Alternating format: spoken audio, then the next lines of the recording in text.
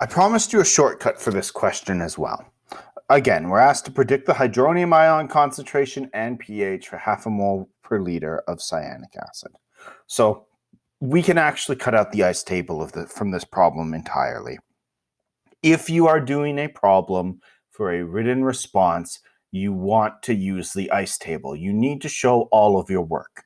However, if you are doing a multiple choice question or a numerical response where you don't have to show your work, you can actually save some time on this question.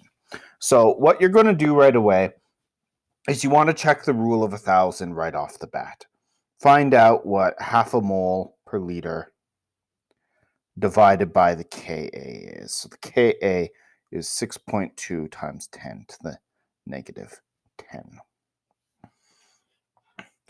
The reason that we're doing this first is if this passes the rule of 1,000s, we can take a shortcut and we can remove the ice table entirely. The reason we have to check this in particular is because it's all based on the rule of 1,000s. If this passes the rule of 1,000s, which it does, because we remember from last time that it's about 8.1 times 10 to the negative 9, or 10 to the 9. That's way bigger than 1,000. So we can go straight from passing the rule of 1,000s into just skipping the ice table entirely and using a simplified formula. This only works with Ka and Kb.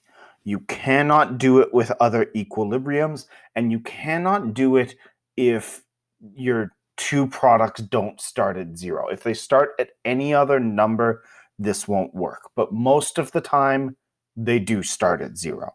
So we can simplify the equation we're using immediately into Ka equals x squared over the initial concentration. We have our Ka as 6.2 times 10 to the negative 10.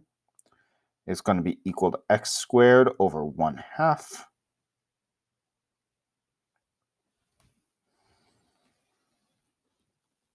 Then we can solve for x. X is going to be equal to the square root of 1/2 times 6.2 times 10 to the negative 10. That then is going to give us 1.8 times 10 to the negative 5 moles per liter. So by doing that, we just cut out the ice table entirely. For some people, that saves a lot of time. And if you don't need to show all of your work, it can be a great way to speed up those multiple choice questions.